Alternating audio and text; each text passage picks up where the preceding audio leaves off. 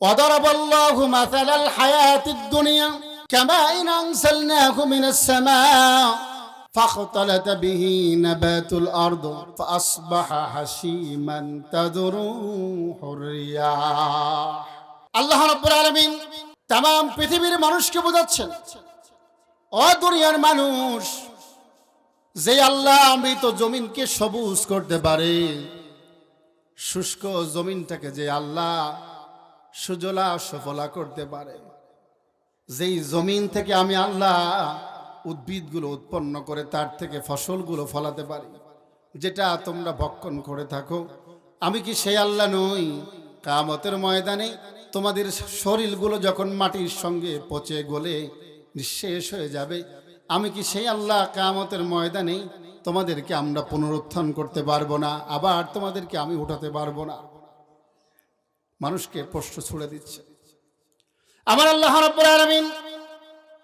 অন্য আয়াতে কারিমার মধ্যে तमाम পৃথিবীর মানবতাকে ডাক দিয়ে বলছেন, কাইফা তাকফুরুনা বিল্লাহি ওয়া কুনতুম আমওয়াতা ফাআহইয়াকুম সুম্মা ইউমীতুকুম সুম্মা ইউহয়ীকুম সুম্মা ইলাইহি তুরজাউন।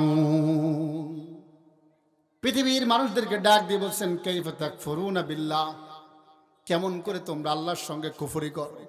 ওয়া কুনতুম আমওয়াতা, তোমরা তো ছিলে মৃত, আমি রব্বুল আলামিন তোমাদেরকে জীবন দান করেছি। ওয়া কুনতুম আমওয়াতান সুম্মা আহইয়াকুম, আমি আল্লাহ তোমাদেরকে জীবন দান করেছি, জীবিত করেছি। সুম্মা ইউমীতুকুম, আবার তোমাদের আমি আল্লাহ মৃত্যু ঘটাবো, পৃথিবী থেকে আমি আল্লাহ বিদায় করে দিব। সুম্মা ইউহয়ীকুম, আবার কিয়ামতের ময়দানে আমি আল্লাহ তোমাদেরকে আবার জীবিত করব। বলেন সুবহানাল্লাহ। সুম্মা ইলাইহি তুরজাউন, আমি আল্লাহর দিকে তোমাদেরকে প্রত্যাবর্তন করতে হবে, আমি আল্লাহর দিকে তোমাদেরকে ফিরে আসতে হবে। কেমন করে তোমরা কুফরি করো? কে বলছেন? জোরে বলেন। আল্লাহ সুবহানাহু ওয়া তাআলা तमाम পৃথিবীর মানুষদেরকে ডাক দিয়ে বলছেন, ও মানুষ, মাটির সঙ্গে মিশে যাওয়ার পরে আমি আল্লাহ আবার তোমাদেরকে পুনরুত্থান করব, কিয়ামতের ময়দানে আবার তোমাদেরকে আমি আল্লাহর সামনে দাঁড় করাবো। তোমরা এমন নও মাটির সঙ্গে মিশে গেলেই তোমাদের জীবন শেষ হয়ে যাবে, আর কোনো বিচার হবে না, আল্লাহর সামনে তোমাদেরকে দাঁড়াতে হবে না। ব্যাপারটা কিন্তু এমন না। তুমি মাটির সঙ্গে মিশে যাবা, আমি আল্লাহ যেমন শুষ্ক জমিনটাকে জীবিত করি, জমিনকে আবার ফসল ফলাতে সাহায্য করি আমি আল্লাহ, কিয়ামতের ময়দানে ওই জমিনের মধ্য থেকে আমি আল্লাহ তোমাকে আবার জীবন দান করব। বলেন সুবহানাল্লাহ।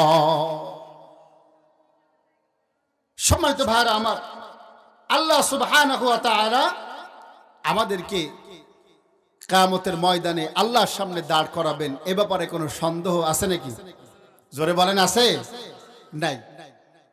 কারণ আমরা পুনরুত্থান দিবসের পরে বিশ্বাস স্থাপন করি কিয়ামতের ময়দানে আল্লাহর সামনে আমরা দাঁড়াবো। আল্লাহ সুবহানাহু ওয়া তাআলা মৃত ভূমিকে জীবিত করার ব্যাপারে কোরআনে কারীমের মধ্যে অনেকগুলো আয়াতে কারীমা আল্লাহ তাআলা রাসূলের মাধ্যমে আমাদেরকে জানিয়ে দিয়েছেন। আল্লাহ সুবহানাহু ওয়া তাআলা বলছেন, ওয়ামা আনজালাল্লাহু মিনাস সামাই মিন মাইন ফাআহইয়া বিহিল আরদা বা'দা মাউতিহা ওয়া বাথা ফীহা মিন কুল্লি দাব্বাহ। তিনি মৃত ভূমিকে জীবিত করেন, নিশ্চয় এতে ধৈর্যশীল সম্প্রদায়ের জন্য রয়েছে নিদর্শন। আমার আল্লাহ সুবহানাহু ওয়া তাআলা মৃত জমিনকে জীবিত করার জন্য আসমান থেকে পানি বর্ষণ করেন, বৃষ্টি। আল্লাহ সুবহানাহু ওয়া তাআলা तमाम জমিনের পরে বৃষ্টি নির্বাপন করেন।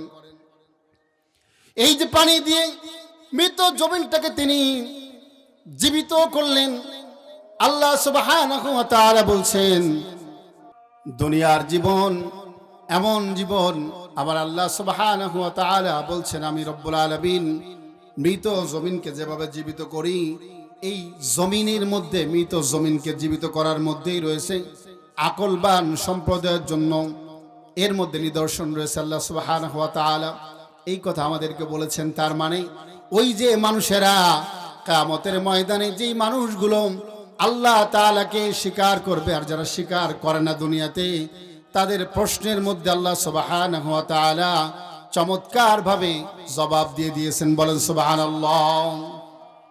আল্লাহ রাব্বুল আলামিন অন্য আয়াতে কারিমার মধ্যে বলছেন, وهو الذي يرسل الريح بشرا بين يدي رحمته حتى إذا أقلت سحابا ثقالا فسقناه لبلد ميت فأنزلنا به الماء فأخرجنا به من كل الثمرات كذلك نخرج الموتى لعلكم تذكرون। আল্লাহ রাব্বুল আলামিন ডাক দিয়ে বলছেন, তিনি বৃষ্টির পূর্বে সুসংবাদ বহনকারী বাতাস প্রবাহিত করে দেন।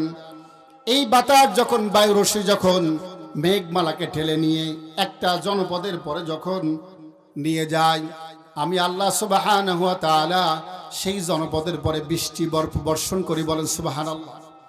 তাহলে আমরা দেখি মেঘ যখন হয়, মেঘমালা হওয়ার পূর্বেই আল্লাহ তাআলা বাতাস দেন, বাতাস মেঘকে ঠেলে নিয়ে যায়। ঠেলে নেওয়ার পরে আল্লাহ সুবহানাহু ওয়া তাআলা মৃত শহরের মধ্যে, মৃত জমিনের মধ্যে রব্বুল আলামিন বৃষ্টি যখন বর্ষণ করেন, রব্বে কারীম আমার আল্লাহ সুবহানাহু ওয়া তাআলা বলছেন, সেই বৃষ্টি থেকে আমি আল্লাহ সুবহানাহু ওয়া তাআলা শুষ্ক জমিনটাকে আমি আল্লাহ আবার পুনরায় জীবন দান করি। বলেন সুবহানাল্লাহ। সম্মানিত হাজিরিন, এই যে জীবন, জমিনকে জীবন দান করেন আল্লাহ তাআলা, পুনরায় পুনরুজ্জীবিত করেন ফসল ধারণ করার জন্য। এই ফসল ধারণ করার জন্য যখন জীবন জমিন যখন পুনরায় জীবিত হয়, তার বক্ষের পরে যখন আমরা শস্য দানা রোপণ করি, তার মধ্যে অঙ্কুরোদ্গম ক্ষমতা থাকে।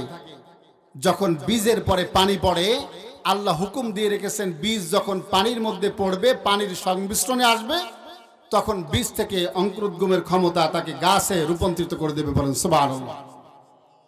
এই পৃথিবীর কোনো মানুষ এই জায়গাগুলোতে কাজ করতে পারে না। এই কারুকার্য কার? জোরে বলুন কার? আল্লাহ সুবহানাহু ওয়া তাআলা। সম্মানিত ভাইরা আমার, আল্লাহ রাব্বুল আলামিন বলছেন, ওয়াজআলনা ফীহা জান্নাতিন মিন নাখিলিন ওয়া আ'নাবিন ওয়া ফাজ্জারনা ফীহা মিনাল উয়ুন। যখন জমিনের পরে আল্লাহ রাব্বুল আলামিন জমিনকে যখন আবার পুনর্জন্ম দেন, তার যৌবন যখন ফিরিয়ে দেন বৃষ্টির মাধ্যমে, লক্ষ্য করুন আমার আল্লাহ বলছেন, তখন ওই জমিনের মধ্যে আমি আল্লাহ সবুজ শস্যগুলো ফলায় দিই। তার মধ্যে কি কি ফলাই? আল্লাহ বলছেন, আমি তার মধ্যে বাগান তৈরি করে দিই। সুবহানাল্লাহ বলুন। বাগান তৈরি করি। এই বাগানের মধ্যে মিন নাখিল ওয়া আনাব, দুই ধরনের শস্যের কথা আল্লাহ তাআলা বলেছেন, গাছের কথা বলেছেন, ফলের কথা বলেছেন। এক নম্বরে আঙ্গুর এবং খেজুর। কারণ ওই সময়ে যেই কাফেররা বিশ্বনবীর কাছে প্রশ্ন করেছিল, ইয়া রাসূলুল্লাহ, ইয়া হাবিবাল্লাহ, তারা তো আল্লাহর নবীকে নবী হিসেবে মানত না। তারা যে প্রশ্ন করেছিল, কেমন করে আমাদেরকে আল্লাহ তাআলা আবার পুনরায় জীবিত করবে। রাসূলুল্লাহ সাল্লাল্লাহু আলাইহি ওয়াসাল্লামকে আল্লাহ জানায়া দিলেন, শুষ্ক জমিনের মধ্যে আমি আল্লাহ ফসল ফলানোর পরে খাজুর এবং আঙ্গুর তোমাদের জন্য আমি সৃষ্টি করি, জন্মায় দিই। এইটা তোমরা ভক্ষণ করো। মিন নাখিল ওয়া আনাব আফাজ্জারনা ফীহা মিনাল উয়ুন। শুধু তাই নয়, আবার আল্লাহ বলছেন, এই খাজুর এবং আঙ্গুরের মাধ্যমে যে বাগান আমি তৈরি করে দিলাম, এবং এই জমিনের মধ্যে আমি আল্লাহ বিভিন্ন জায়গায় ঝর্ণা প্রবাহমান ধারা প্রবাহিত করে দিলাম। বলেন সুবহানাল্লাহ। ঝর্ণা প্রবাহ করে দেন, ঝর্ণা দ্বারা বহমান করে দেন। তিনি কে? জোরে বলুন। ঝর্ণা থেকে নদী হয়, বিশাল বিশাল নদী বয়ে যায়। যদিও আমার দেশ নদীমাতৃক দেশ, এই দেশের মধ্যে অনেক নদী ছিল। Bangladesh is a land of rivers and canals. Bangladesh নদীমাতৃক দেশ, কিন্তু সেই নদীগুলো আজকে সব মৃত্যুপ্রায়। অনেক নদী এখন আর তার সীমানা খুঁজে পাওয়া যায় না। কথা বলেন, আছে না নেই? এটা কেন হয়েছে? বিভিন্ন কারণ আছে, ভৌগোলিক কারণ। যেমন ভারত আমাদের জন্য দুইটা বাঁধ নির্মাণ করেছে, টিপাইমুখ বাঁধ এবং ফারাক্কা বাঁধ। এই দুইটা বাঁধ দিয়ে বাংলাদেশকে তারা বনভূমিতে রূপান্তরিত করতে চায়।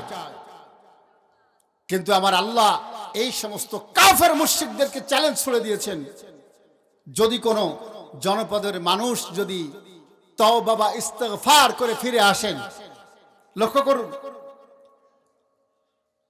যদি কোনো জনপদের মানুষ ইস্তিগফার করেন, কৃত কর্মের সমস্ত বিষয়ের পরে তওবা করে যদি কোনো মানুষ ফিরে আসে, আমার আল্লাহ বলছেন আমি আল্লাহ দুনিয়াতে তাদেরকে কয়েকটা পুরস্কার দান করব। বলেন সুবহানাল্লাহ। আমার আল্লাহ যে নদীগুলো প্রবাহমান করে দেন, বয়া দেন, কিন্তু ওরা চাই ওই ঝর্ণাগুলোকে আটকে দিয়ে আমার দেশটাকে মরুভূমি বানাতে চায়। আপনারা বলুন তো, ভারত আমাদের বন্ধু না শত্রু? জোরে বলেন, আরো জোরে বলেন। ভারত আমাদের বন্ধু না শত্রু? কেমন শত্রু? কয়েকদিন আগে তারা আমার বাংলাদেশের সূর্য সন্তান ইনকিলাব মঞ্চের মুখপাত্র উসমান হাদিকে তারা নির্মমভাবে হত্যার জন্য তাকে গুলি চালিয়েছে। উসমান হাদি সিঙ্গাপুরের জেনারেল হাসপাতালে ভর্তি আছে। জানি না তার অবস্থা কি হবে, তবে দোয়া করছি আল্লাহ যেন তার জীবনটাকে, এই জাতির জন্য যেন আল্লাহ তার জীবনটাকে ফিরিয়ে দেন। বলুন আমিন।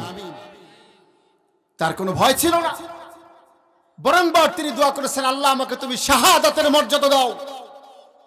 তিনি বলেছেন, আল্লাহ আমি তোমার সামনে রক্তমাখা কফিন নিয়ে হাসতে হাসতে আমি আমার আল্লাহর সাথে দেখা করতে চাই। এই দোয়া তিনি করছেন। আল্লাহ তার শহীদ শাহাদাত কবুল করেছেন কিনা আমরা জানি না, তবে তিনি জীবন এবং মৃত্যুর সন্ধিক্ষণে তিনি আছেন। আল্লাহ যেন তাকে আমাদের মাঝে ফিরিয়ে দেন। আর যদি তার হায়াত না থেকে থাকে, আমরা দোয়া করছি আল্লাহ যেন তাকে শাহাদাতের সর্বোচ্চ মর্যাদা দান করে দেন। বলুন আমিন। আবার এই ভারত গত 2 দিন আগে হাসনাত আব্দুল্লাহ সে বলেছে যে যদি তোমরা আমাদের দেশ নিয়ে ষড়যন্ত্র করো, চক্রান্ত করো, তাহলে আমরা তোমাদের 7 সিস্টার্সকে আলাদা করে দিব। এই কথা বলার পরে ভারতের একজন মন্ত্রী সে বলেছে হাসনাত আব্দুল্লাহর ঘাড়ের মধ্যে গুলি করতে হবে। নাউজুবিল্লাহ বলেন, ঘাড়ের মধ্যে গুলি করতে হবে। ভারত থেকে বাংলাদেশের সন্তানদেরকে এরকম হুমকি দেয়, এই ভারত আমাদের বন্ধুরা শত্রু। জোরে বলেন, বন্ধুরা শত্রু।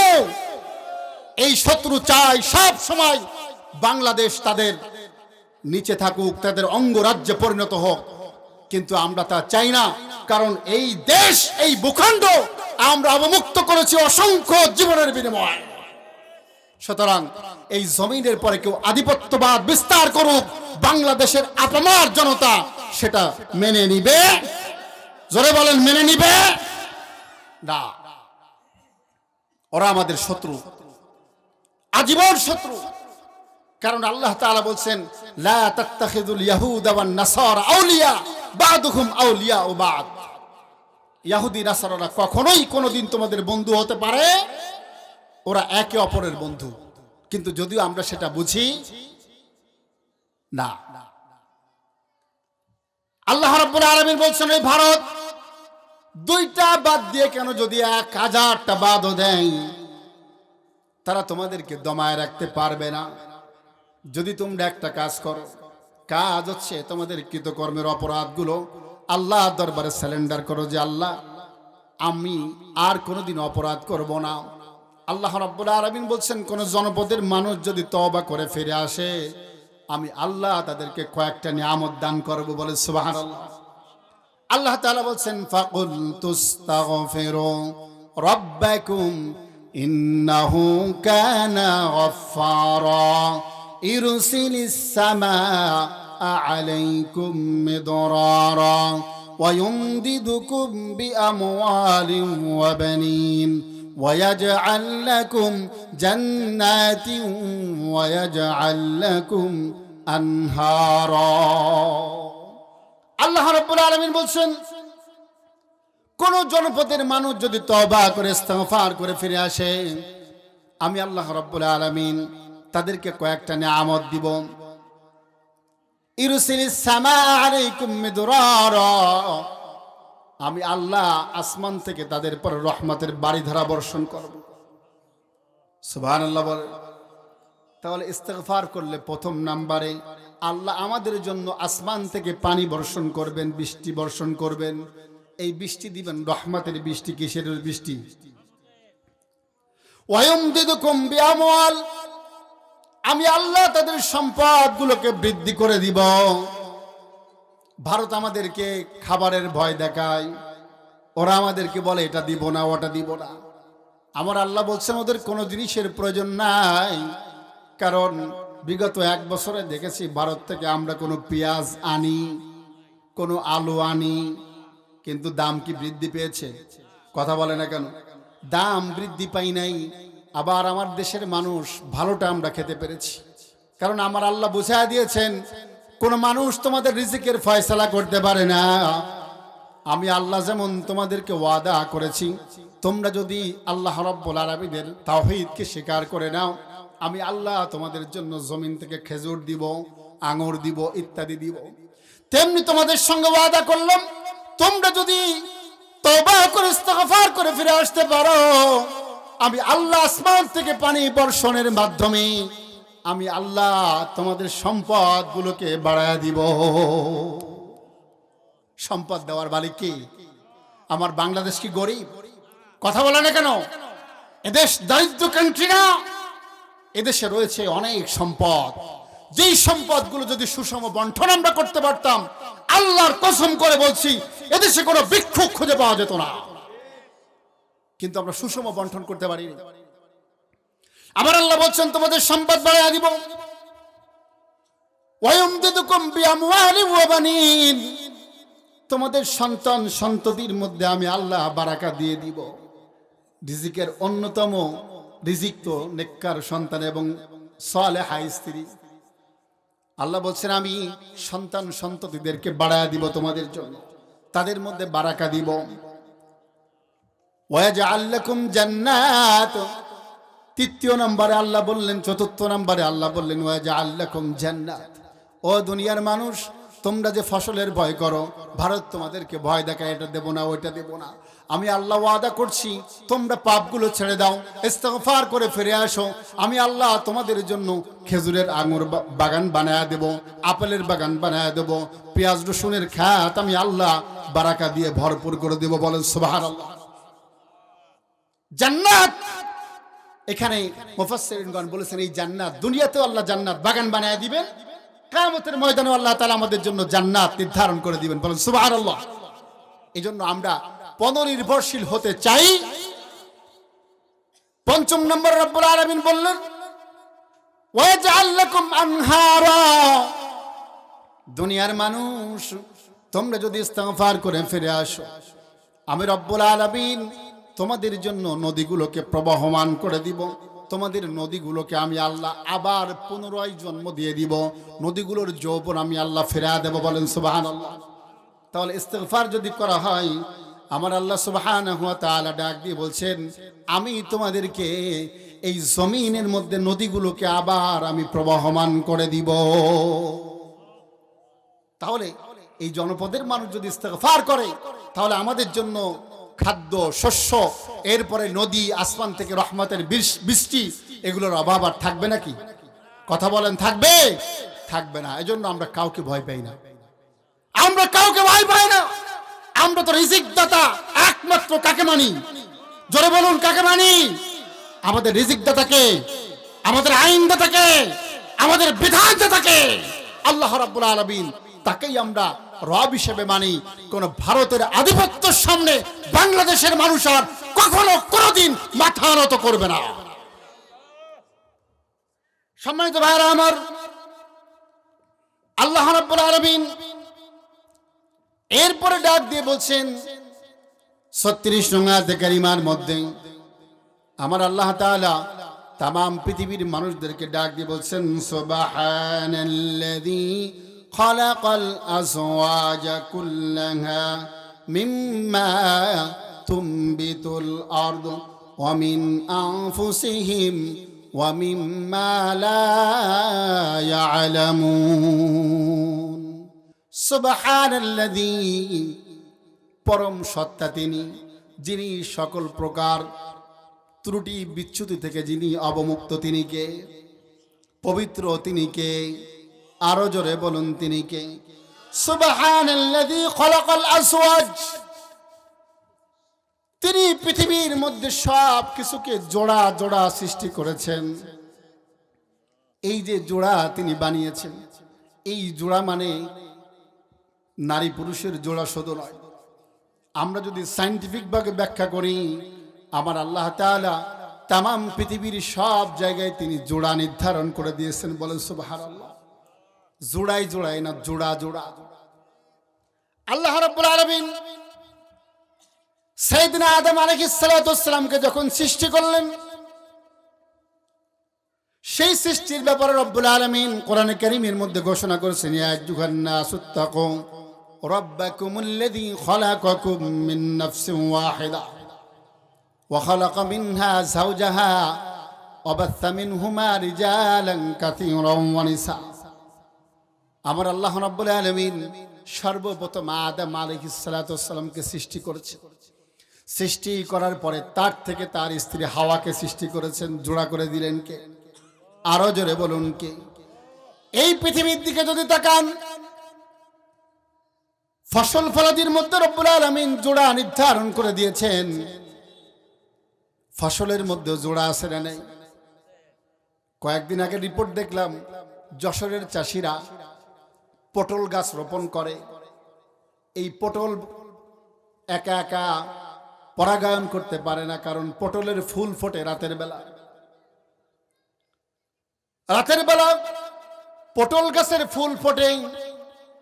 এই ফুলগুলো রাতের বেলা যেহেতু মৌমাছি বের হয় না, মাছি বের হয় না, প্রজাপতিগুলো বের হয় না, ভ্রমরগুলো বের হয় না, তাহলে কি করতে হবে? ওরা রাতের বেলা ওই পটল গাছের মদ্দা যে ফুলগুলো, মেইল যে ফুলগুলো, এই ফুল থেকে তারা রেণুগুলো আহরণ করে রাতের বেলা আলো জ্বালিয়ে জ্বালিয়ে ওই মেল ফুলগুলো থেকে সব পরাগায়ন করে। প্রত্যেকটা ফিমেল ফুলের মধ্যে তারা ছোট্ট ছোট্ট করে ফোঁটা মারে। বলেন সুবহানাল্লাহ। আমার আল্লাহ বলেছেন জোড়া নির্ধারণ করে দিয়েছি। অন্ধকার যেমন আল্লাহ তাআলা করেছেন, আলোর ব্যবস্থা করেছেন। ভালোর মন্দ আছে না নেই? নেগেটিভ পজিটিভ আছে না নেই? সব কিছু যদি দেখেন, তাহলে সবকিছু আল্লাহ তাআলা জোড়া জোড়া নির্ধারণ করেছেন। আল্লাহ রাব্বুল আলামিন এই যে জোড়া নির্ধারণ করে দিয়েছেন, এটা আল্লাহ তাআলার পরম করুণা। কারণ এই পৃথিবীর মধ্যেই জোড়া ছাড়া কোনো কিছু হয় না।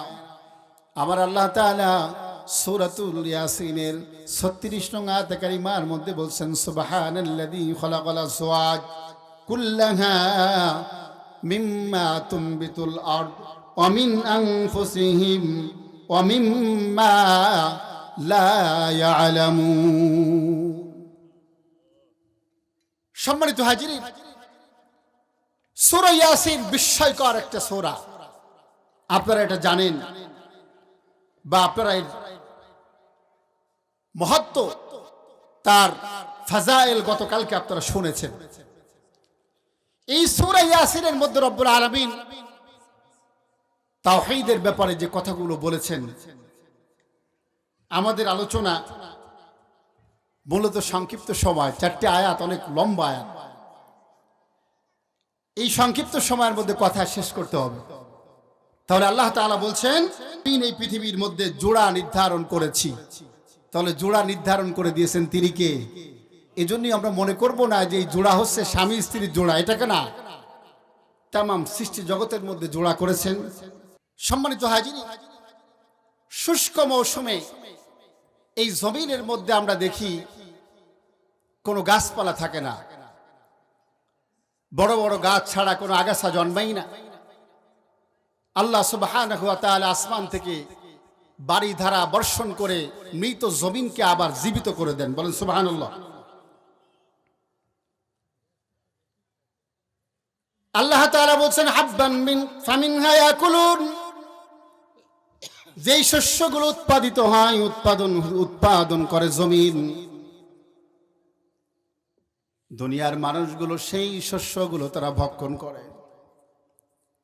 আমার আল্লাহ সুবহানাহু ওয়া তাআলা তামাম পৃথিবীর মানুষকে বোঝানোর জন্য অন্য আয়াতে কারিমার মধ্যে একটা মিসাল দিয়েছেন।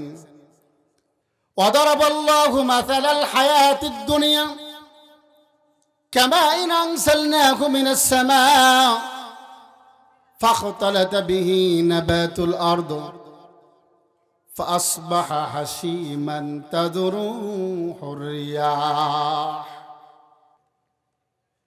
পৃথিবীর মানুষকে আল্লাহ রাব্বুল আলামিন উদাহরণ দিচ্ছেন। এই জমিনের উদাহরণ তো এমন, দুনিয়ার উদাহরণ এমন। শুষ্ক মৌসুমে যেই জমিনের মধ্যে কোনো গাছপালা থাকে না, কামাইন আনসালনাহু মিনাস সামা, আমি আল্লাহ আসমান থেকে বর্ষা জমিনের পরে আমি নির্গত করি। আসমান থেকে বাড়ি ধারা জমিনের মধ্যে আমি আল্লাহ তাআলা বর্ষণ করি। বর্ষণ করার পরে জমিনের মধ্যে বিভিন্ন প্রকারের গাছপালা, শস্য শ্যামল ইত্যাদি জন্মায়। জন্মানোর পরে জমিনের মধ্যে একটা সবুজ আভা তৈরি হয়। সবুজ গাছপালাগুলো সৌন্দর্য মণ্ডিত করে। আমার আল্লাহ সুবহানাহু ওয়া তাআলা ডাক দিয়ে বলছেন, আবার দেখা যায় যখন বৃষ্টি থাকে না, খরার মৌসুম চলে আসে, তখন আমি আল্লাহ রাব্বুল আলামিন ফাসবাহা হাসিমান তাদরুহুর রিয়াহ, আমি আল্লাহ ওই গাছপালাগুলোকে শুকনো খড়ের মতন শুকায় দেই। ফলে তা হয়ে যায় তীর্ণ ভুসির মতো হয়ে যায়। তাজরুহুর রিয়াহ, বাতাস তাদেরকে যেদিকে নেই সেই দিকে চলে যায়। আমার আল্লাহ সুবহানাহু ওয়া তাআলা তামাম পৃথিবীর মানুষকে বোঝানোর জন্য বলছেন, দুনিয়াটা এমন। এই দুনিয়ার মানুষগুলো এই জমিনে আসার পরে তাদের কোনো অস্তিত্ব থাকে না। দুনিয়াতে আসার পরে একদিন তাদের অবস্থা এমন হয়, সুজলা সুফলা হয়, আস্তে আস্তে করে তারা রঙিন হয়, সবুজ হয়। এরপরে যখন বয়স বাড়তে থাকে, আস্তে আস্তে করে তারা শুকনো ভুসির মতন রূপান্তরিত হয়, তৃণলতার মতন হয়ে যায়। আমি আল্লাহ তাদেরকে বাতাস দিয়ে এই জমিন থেকে বিদায় করে দিই, তাদের কোনো ক্ষমতা থাকে না।